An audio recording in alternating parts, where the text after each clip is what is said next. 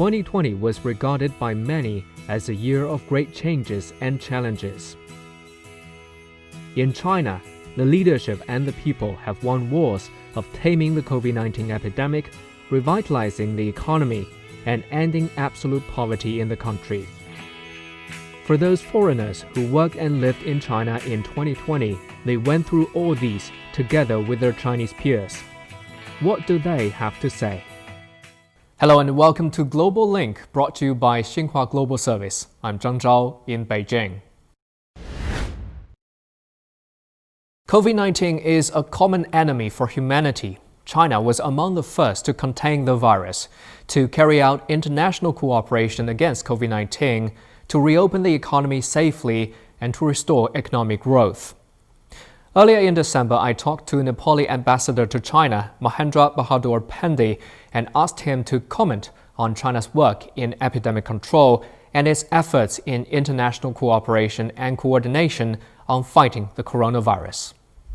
This is the great thing China has done here, because the 20% of the total population of the world live in China. In my view, China does believe that, primarily the life of human being is the greatest thing. So in the world, it has contributed a lot with the medical supplies and the personnel to diagnose and to defeat the coronavirus, so that the life of the people in the globe can be saved. So it is appreciable.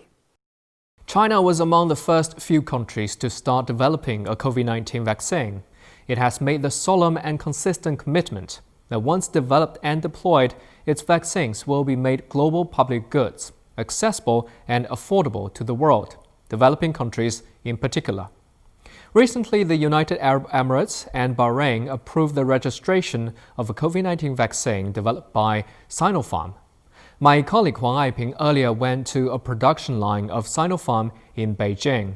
She talked to foreign diplomats who were briefed on the latest development and production of the vaccine.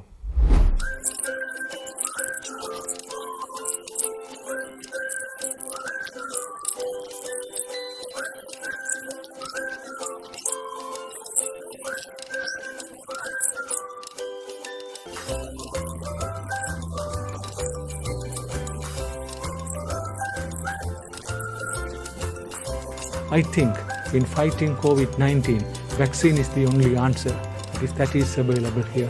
Well, we've been quite impressed, as I think we all were visiting Sinopharm today, with what we've seen and learned about their research and development at such a high speed and such high safety standards. We are feeling that China is already ahead, and the vaccine seems to be very safe, and that's what I understood from the briefing that we had got. And we are looking forward as Palestinians to receive it as soon as possible. At the end of 2020, China announced the eradication of extreme poverty throughout the country. That means nearly 100 million poor people have shaken off poverty since 2012, and more than 700 million if the counting started from the country's reform and opening up 40 years ago. No one should be left behind on the road to prosperity, a promise that China has fulfilled. In our previous interview, Fiji ambassador to China explained why he thinks this arduous task can be achieved. Every province I have visited, I have reflected many factors that were the core of ensuring that the vision was fully achieved. And according to the timeline set out in the development plans, leadership at its core, the use of the state-of-the-art yet simple technology, use of big data to identify bottlenecks and areas of improvement, a common understanding of all, greater involvement of the private sector, acknowledgement of the holistic approach with inclusive approach of all key stakeholders, and lastly, a people-centered approach where empathy and common prosperity and development was the gist of what was to be achieved.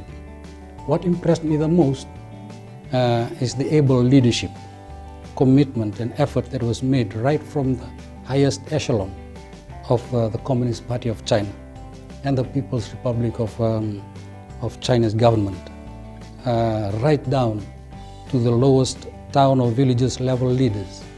The picture of China in 2020 would be more vividly drawn by foreigners who have lived and worked among ordinary Chinese in the past year. And here are what they've said.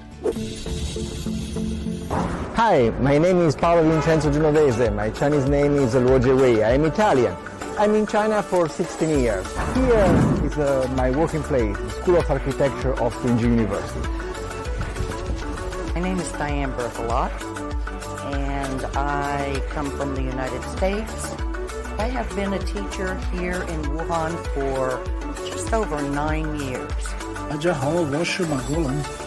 I'm coming from Croatia.